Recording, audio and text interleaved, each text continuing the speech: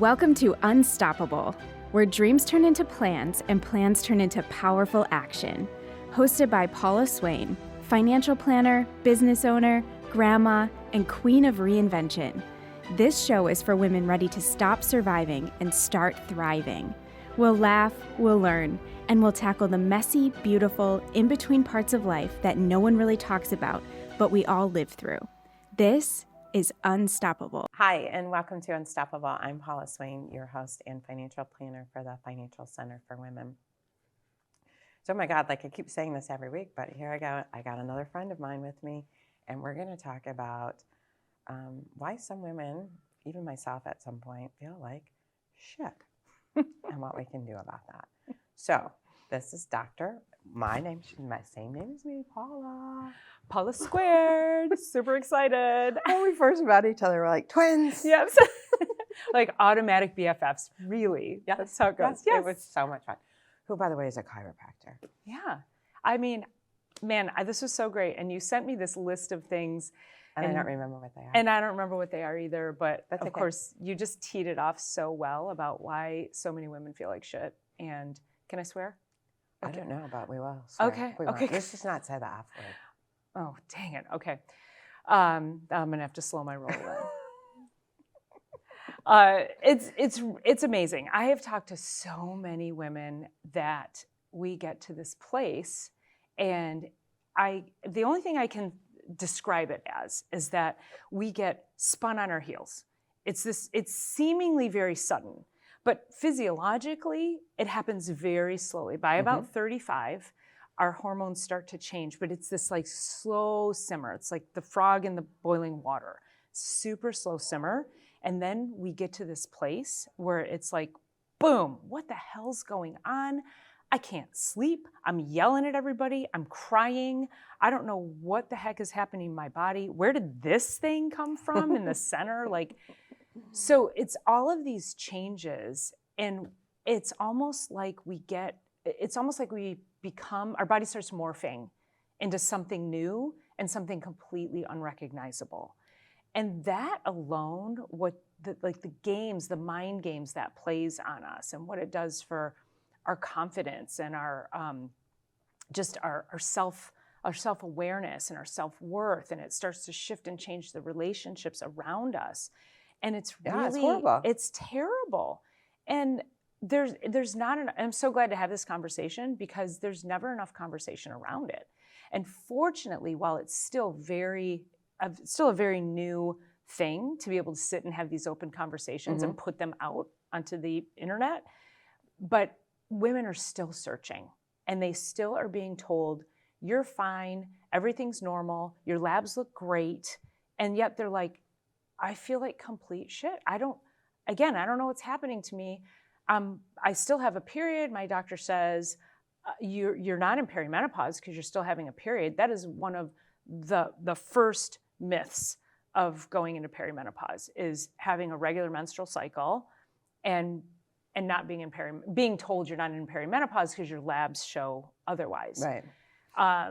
Back when I was in chiropractic college, I remember our radiology class, and our teacher, he would always say, we'd go through film after film after film, and we'd come up with these diagnoses. And he's like, yeah, but the patient is this. So he always said, you have to treat the patient, not the film, not the x-ray. Right. And I apply that to this too, is that you have to treat that woman in front of you. Who cares what the lab says? No, the labs can be really helpful once we start seeing shifts and changes. But in a general sense, if somebody comes to me and says, I'm feeling terrible, my doctor says I'm fine, I know exactly how to handle that person. I know exactly what to do, how to dive in, look at them holistically, and start peeling back the layers. And then they say to me, why doesn't my doctor know this? And I'm like, they're not trained like this. They're not. Right. That's a problem. They're like what they were taught in medical school, that's all they know. And we've learned that there's so much more that's going on that has nothing to do with my thyroid looks perfect, even though it's not. I mean, I went through that issue when I was in my 30s. They kept telling, I'm like, no, I'm doing my own research. It's my thyroid. It's my thyroid. It's my thyroid. Nope, your labs are fine. It was my thyroid. And and that's the thing, we're so intuitive as women. And in the world of functional medicine, which I've been a practicing chiropractor for 28 years, and I've been practicing functional medicine, which is root cause care. I've been practicing in that world for about 22 years. And in functional medicine, what we do is we take these labs. So when you're in traditional medicine, the lab ranges are very wide. And so they allow for you to have these, we'll call them subclinical symptoms, or I prefer to call them signals. Right. So they're signals. So you're allowed to have these subclinical signals, but because they don't fall outside the range, and the ranges are there to say, once you're outside of that range, we can prescribe you a drug. That's really like what these traditional lab tests are. When you see somebody who is like me, who practices from that root cause perspective, I'm going to take those numbers and I'm going to put them through a much tighter range so that I start to see things falling out. And suddenly I'm like, yeah, your thyroid's jacked up and you don't just need iodine, but maybe you need selenium and your brain's on fire and there's inflammation and we got to get that flame down and your gut's out of whack. And I think that's, I think what you just said there, it's like, yeah, it was probably my thyroid, but it was probably the fact that I was also, didn't know I was gluten intolerant. I didn't know I was soy intolerant. That was messing up my gut. Polycystic ovaries. I mean, there's a whole lot of things going on in here that maybe could have been something as simple for me not to have to be on thyroid medication for the rest of my life. So interesting you say that. So I think I heard a statistic that was around 80 to 90% of people who have a thyroid autoimmune issue are also have an issue with gluten. And the reason is that your body is attacking everything that looks like gluten. It doesn't like gluten. And it attacks everything that looks like gluten, and your thyroid looks like gluten. And so it forms this assault. So you've had that gluten intolerance for many years, and then it started to attack the thyroid. And then it got to a place where it was like, it competes. It's like it takes up space in the receptors, but then it doesn't make anything happen. It doesn't turn anything on and it doesn't turn anything off. In the meantime, your regular thyroid hormone's like flailing out in space going, we don't know what to do because they're taking our parking space. And so this is root cause is really, so thank God you found out, because most people walk around, especially with a gluten issue, they walk around for 10 years before they get a diagnosis. Oh, I'm sure. So I've been gluten-free since 2007. And before it was fashionable to be gluten-free. Yeah. What do people used to say to me? Like, oh, are you something you're trying to be special, or that's just a fad, or that's not true, and I'd be like, well, let me eat some, I'll show you. Which I wouldn't do because right. It's horribly painful. Well, and I think there's definitely more understanding around it. People will come to me and they'll say, I'll immediately say, listen, you've got a thyroid. They don't know this thyroid gluten connection. And I'll say, we got to get you off of gluten. And they'll say, I did the gluten-free thing and it didn't work. And I said, yes, that's only one piece of it. And God bless the internet, because it's a blessing and a curse. So shouldn't everybody not eat gluten? I think so. I think minimally, if you don't have, like, I don't have a gluten issue.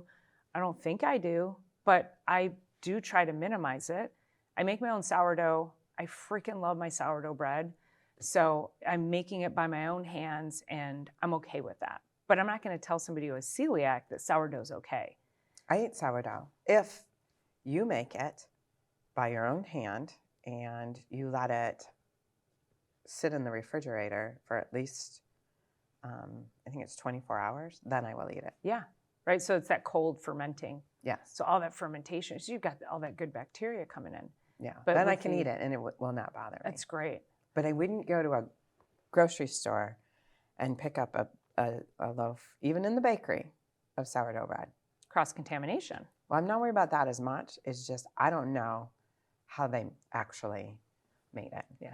Yeah, I agree, which is pretty much our food system, anywhere today. Oh, I was watching this. You know how you in Facebook, these reels start going?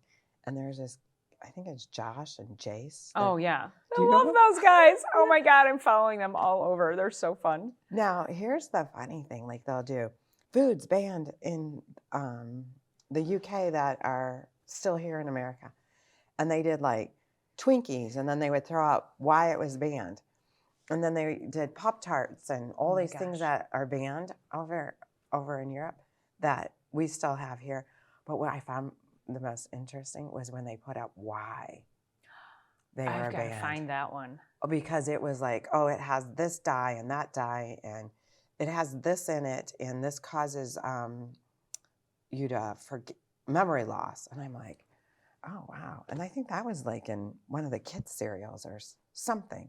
I was just like, it was so interesting. I'm like, I don't eat those things because most of them have gluten in them, but. And other crap. Yeah. But I was like, yeah. I was like, man, we're just kind of messed up on our food. Well, and this was my argument with the whole, and God bless the Maha movement, but this was my whole argument with getting food dye out of food. Great. But, okay, Fruit Loops without food dye, in my opinion, is not that much better than Fruit Loops with food dye. Like, it's still a pile of sugar that you're feeding your kids. There's nothing nutritious about it. And so if you don't want to eat foods that have food dye in them, don't buy them. Like, this is, it's not that difficult. You can buy Right. with vote with your dollar, right? So that was like just so maddening to me, as I was like, why do we even have Fruit Loops to begin with? And I'm picking on Fruit Loops, but it's all of it. It's like and my mom taught me when I was young, little, like 8, 9 years old. My brother was super hyperactive, and the doctor wanted to give him Ritalin. And now this is back in the 70s. So my mom, she gave him one dose one day. She said it turned him into a zombie. And she says, no, there has to be something better.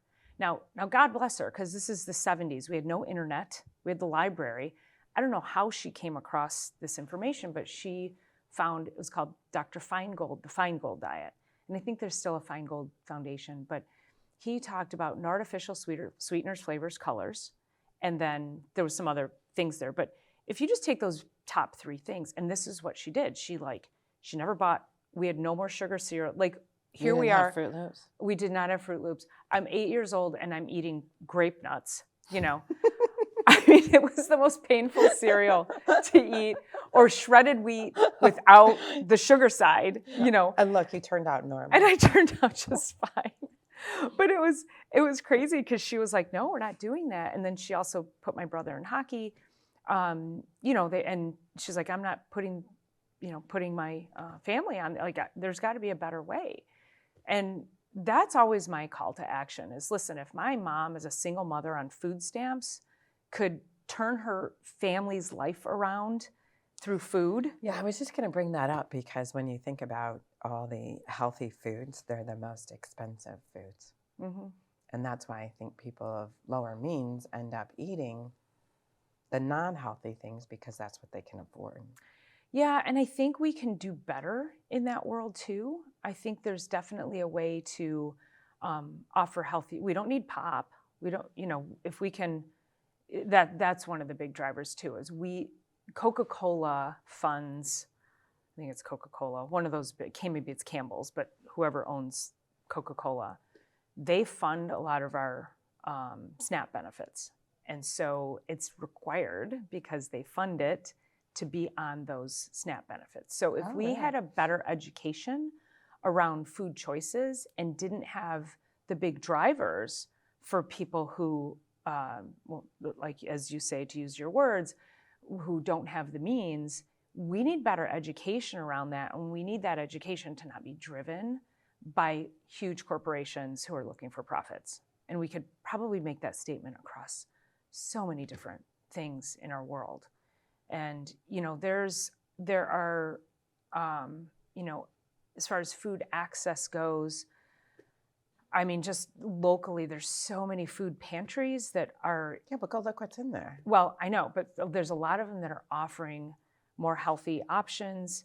They're starting to shift. They're starting to change things. So that's good to see. And I think it'll be a slow process. But again, it comes down to the education. I think it also probably comes down to like more private funding to be able to get those other types of healthier things in, because it's easy to get the things that don't have good nutrition in them. So, because even for myself, I'll be like, okay, I'm going to buy organic. And then I'm like, okay, organic chicken, regular chicken. Okay. Yeah, I don't. You know what I mean? I know. And fortunately, I don't look at those because for me, the health implications of a conventionally grown chicken versus an organic chicken are very different. Same with beef. So all my meat I buy organic, mostly. Do you buy it at at the grocery store or do you buy it at a market? I buy mostly locally, and then I'll buy, like if I'm going to buy like a steak or something, I'll go to Whole Foods and and it might not be organic, but maybe it's grass-fed and it might be corn finished. I don't know, but sometimes if I just want a steak, I'll just go get a steak. So, but for the most part, and this is why I say too, like I'm not here to say that 100% of your life needs to be all this strictness, because we also need to have flexibility in how we eat and our choices. And you and I are going to dinner after this. You think I'm going to ask them, is this organic? Like, if it's good food, I'm going to friggin' eat it. So like, there are times when you just, I call it presetting and resetting. About dinner now. I know, I'm like super hungry. Well, you mentioned lobster earlier. I'm like, but yeah, I mean, and that's one of the things that drives me crazy about influencers in our world today when it comes to health, not healthcare, but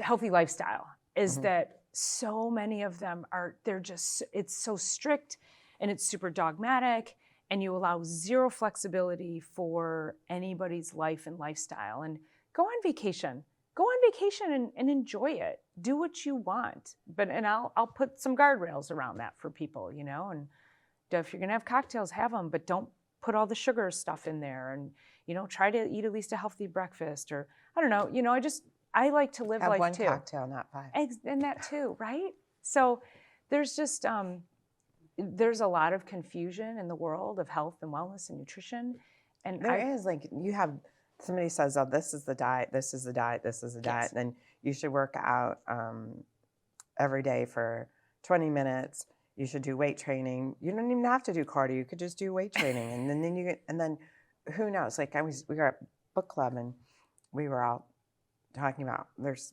12 women, and we're all like, this person's losing their hair, and this person's doing this, and and they're like, well, I'm doing this, and I'm taking this, and of course everybody's like, oh, she takes that. Look how beautiful her hair is. Now I'm taking it. Oh yeah, and like that's everybody's and that goes with like all of these diets, keto and vegan and just because it works for one person does not mean it's going to work for the other.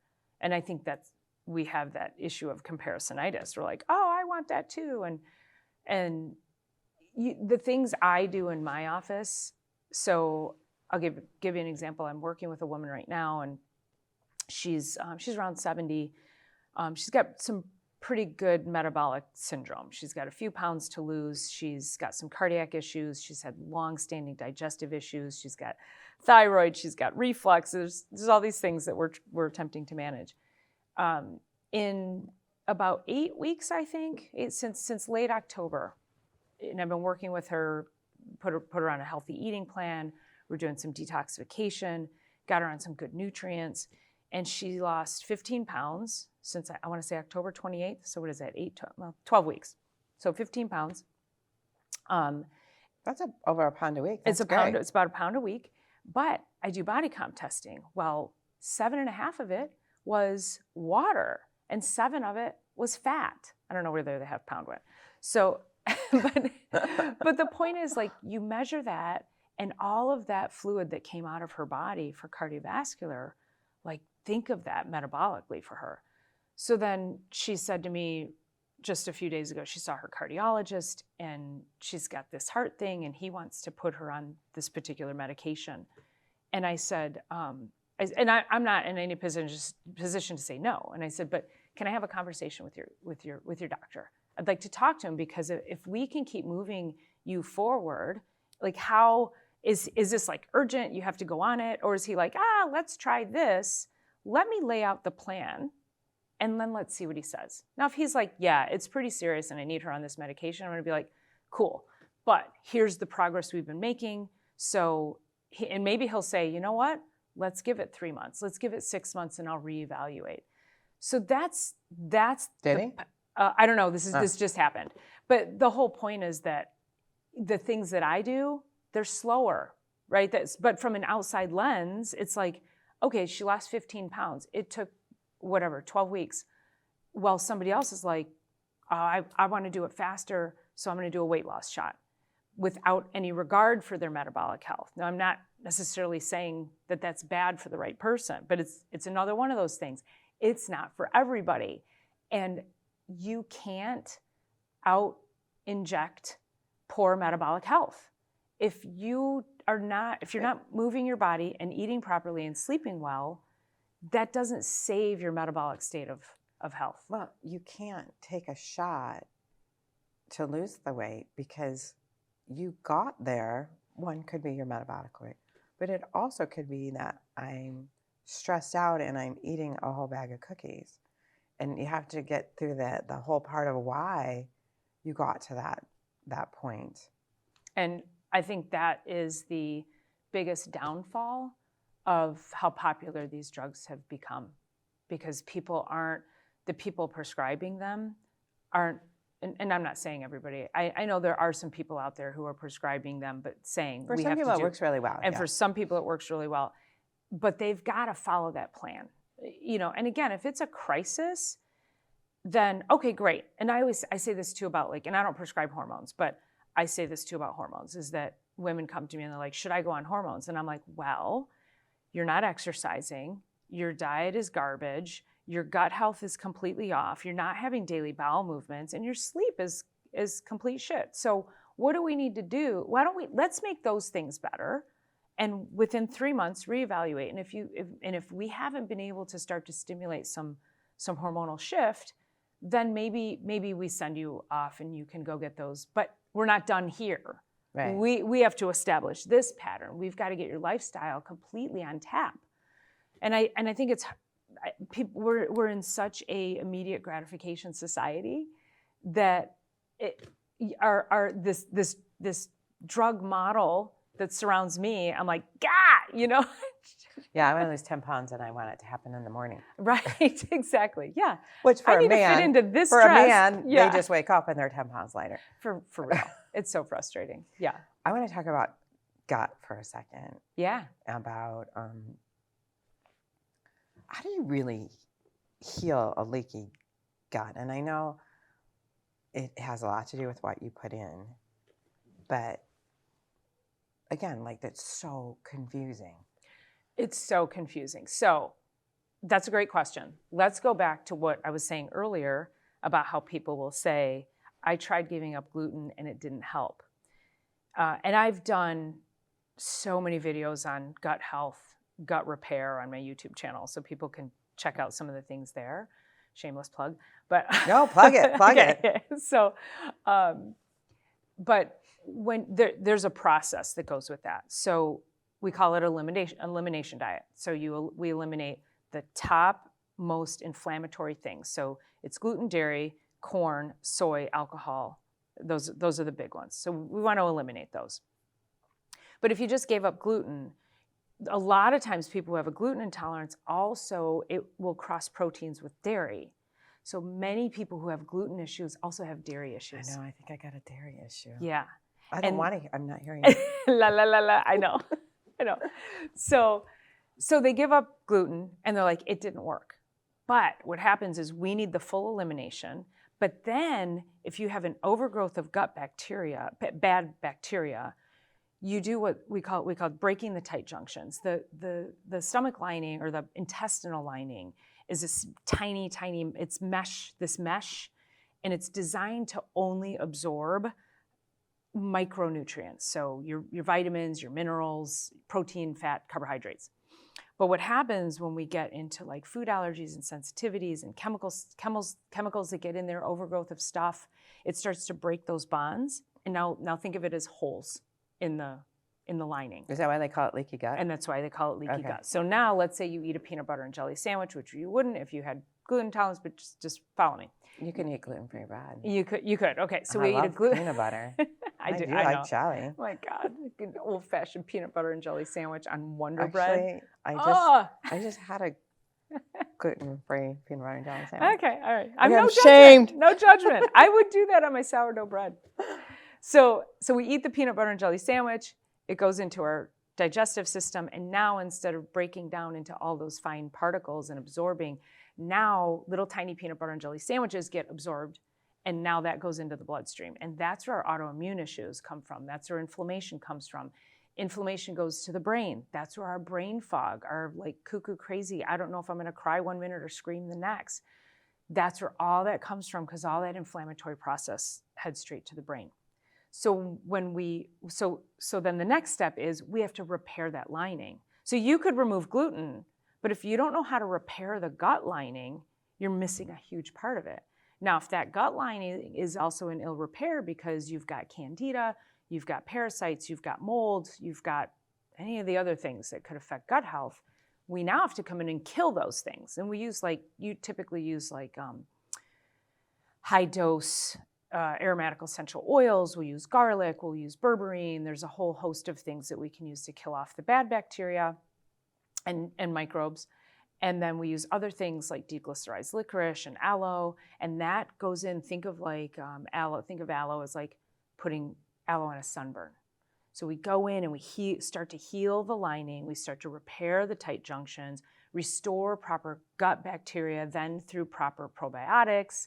So it's a It's not so easy like you can. Exactly, yeah. And that's why when people are like, well, I'll go gluten-free too because my neighbor did it and it worked great for them. But maybe the neighbor was taking the proper probiotic. And that's the other thing too, is like there's very specific probiotics. I got 15 different ones that I could prescribe based on what you have going on. And you can't just go eat your Activia every day and think that that's gonna solve everything for you. But how do you know what's going on? Did you do like a stool sample? I do, my first go-to, I used to start with food sensitivity testing. So just to give you a little history. And then I realized that, so then I do the elimination diet. But then I didn't really know what was going on in the gut. So then I would do this, it's called an organic acids test. And it's a urine test, super simple, super effective. And it tells me all the bugs. So molds, bacteria, candida, yeast. It'll tell me like C. diff. It tells me I don't like this conversation. toxicity. I know, it's all the things. All these things are going on inside of here. I don't like this conversation. I'm going to pout. I guess I'm coming to your office for a pee test. Yeah. Well, the beauty of it is I can drop ship a test kit, and you send the results in. They ship it to me, and we could do, because we live a little far away, but we can do Zoom calls too. I don't think we live that far away anymore. Waterford too. Oh, yeah, I guess a half hour. That's not far. I'm a baby when it comes to driving. Well, moving out to Waterford, a half hour is just to get around the corner. It's so I know, it's so congested out here. Well, everywhere you go, there's a lake. Yeah. And you can't. No straight line or you're dropping into it. Yeah. Yeah. You can't go. You got to go around the lake. You can't go through it. Yes. So. Yes. Yeah. So that's kind of the bottom line and that's why a lot of people attempt this on their own, but they don't have all of those pieces. So they have to understand that if it didn't work, it doesn't mean it won't work. It was just a slice of the process in order to help that heal. And it's doable. That's one of my goals this year, is to get my gut in line. Okay, I got you, girl. I know you do. Yeah, I got you. It's just, I know a lot of changes have to happen. And yeah. Sometimes changes, I may not take away your sourdough. I might make you sourdough. Oh, well, if you're going to make me sourdough, I'll come. Okay. Yeah. The only thing I think I honestly need to, I don't drink that much alcohol. Dairy is probably a downfall. I just haven't wanted to. Don't we all love a good hunk of cheese? I had cheese today with my scrambled eggs and turkey sausage. Yeah.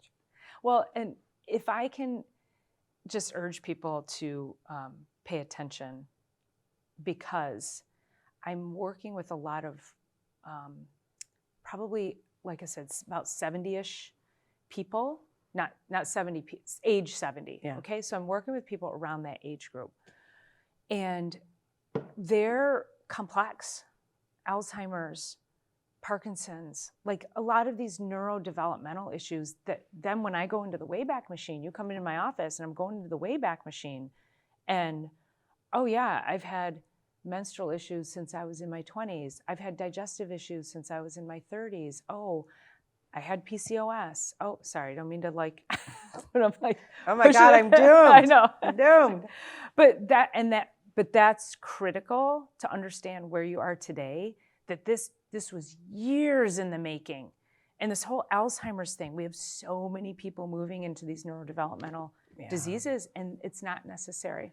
I'm going to live to 100, so we have to do something. Yes. But we do have to stop talking. Dang it, I don't want to stop talking. Me neither. But we're going to go finish our discussion over a lobster and a glass of wine. Yes. And we're going to be bad girls.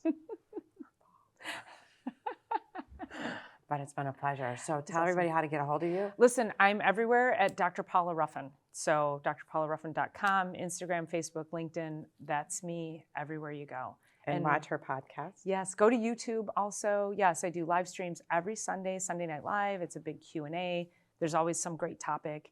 I have Thursdays, I do Chiropractic is Sexy with a colleague of mine who's another chiropractor. That's at 1 o'clock every Thursday.